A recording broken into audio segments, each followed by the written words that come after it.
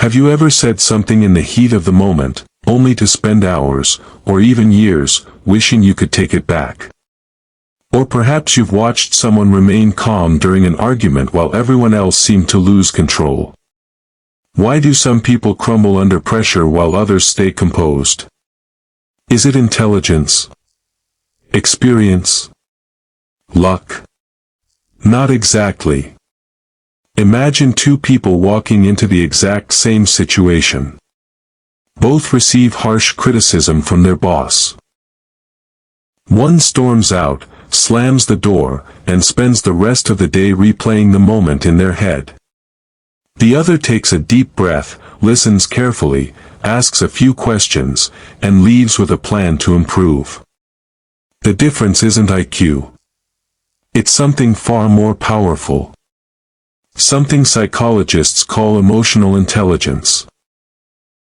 And according to decades of research, emotional intelligence may influence your relationships, career, decision-making, and overall happiness even more than traditional intelligence. Today, we're exploring what emotional intelligence really is, why so many people misunderstand it, and how mastering your emotions might be the greatest superpower you never knew you had. Most people believe emotions are obstacles. They think being emotional means being weak. But emotions aren't the enemy. Ignoring them is. Emotional intelligence, often called EQ, is the ability to recognize, understand, manage, and respond to emotions, both your own and those of others. Think of your emotions like the dashboard in a car. The warning lights aren't trying to ruin your journey. They're trying to tell you something important. People with high emotional intelligence don't suppress their feelings. They understand them. Instead of asking, "How do I stop feeling angry?" they ask, "Why am I angry?" That simple shift changes everything. Picture this. It's midnight. You send a message to a close friend. Hours pass. No reply. Suddenly your mind starts creating stories. They're ignoring me. They must be upset. Maybe they don't value our friendship. You become frustrated. Without thinking, you send another message. Forget it. Clearly you don't care. The next morning your friend replies, "I'm so sorry. My phone died after work. Nothing was wrong." The entire conflict existed inside your imagination. Low emotional intelligence reacts to assumptions. High emotional intelligence pauses before creating conclusions. Sometimes the biggest battles we fight never actually happened. Psychologists often describe emotional intelligence using 5 key abilities.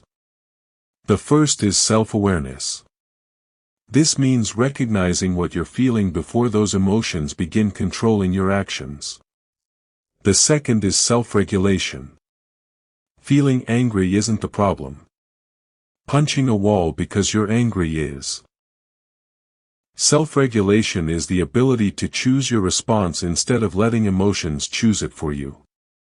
The third is motivation. Emotionally intelligent people aren't driven only by rewards. They're guided by purpose, resilience, and long-term goals. The fourth is empathy. Empathy isn't agreeing with everyone. It's understanding how another person feels, even when you disagree. Finally comes social skills. Listening. Communicating. Resolving conflict. Building trust. These aren't talents people are born with. They're skills that can be learned. Here's something surprising.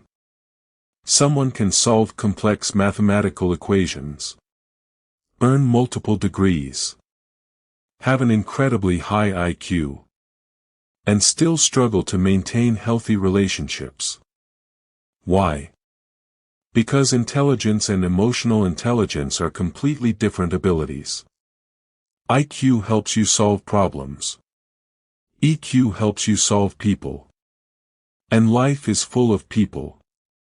A brilliant engineer may struggle to accept criticism.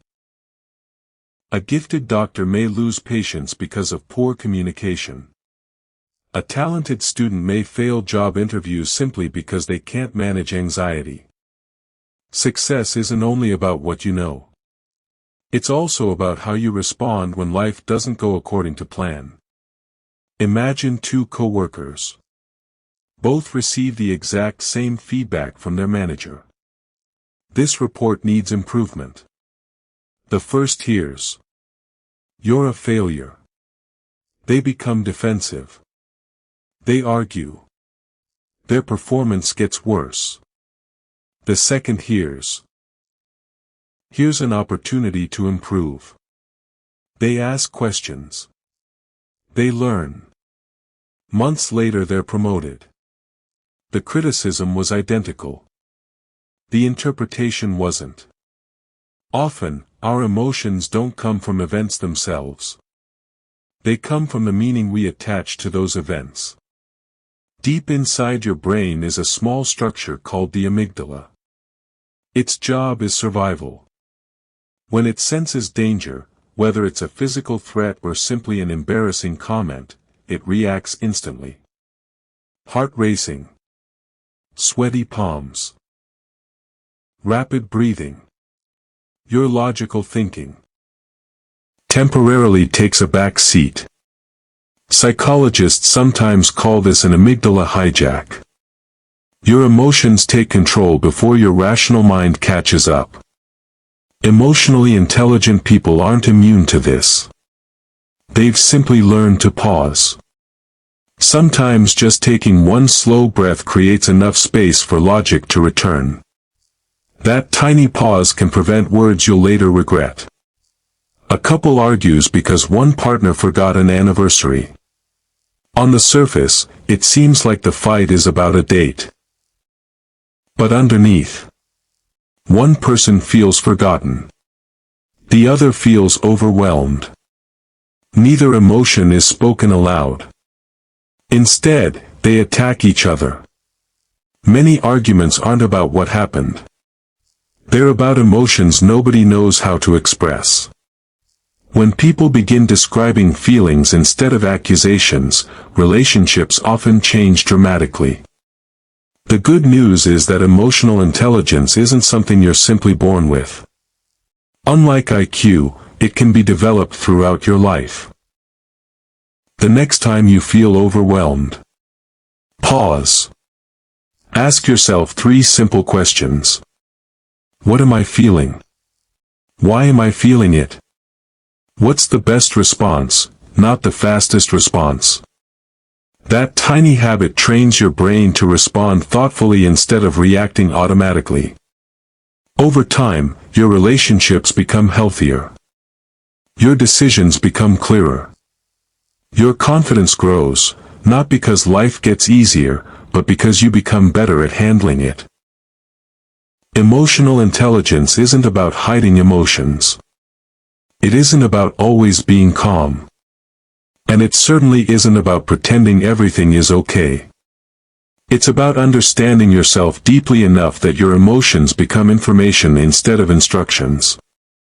Because in the end, the strongest person in the room isn't always the loudest. It's often the one who knows exactly what they're feeling, and chooses wisdom over impulse.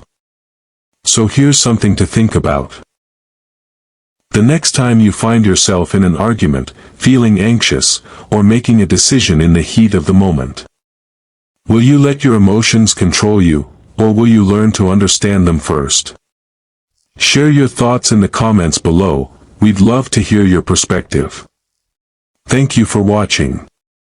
If you enjoyed this exploration, don't forget to like this video, subscribe to Hidden Minds, and turn on notifications so you never miss another journey into the fascinating world of psychology. Until next time, keep exploring your hidden mind.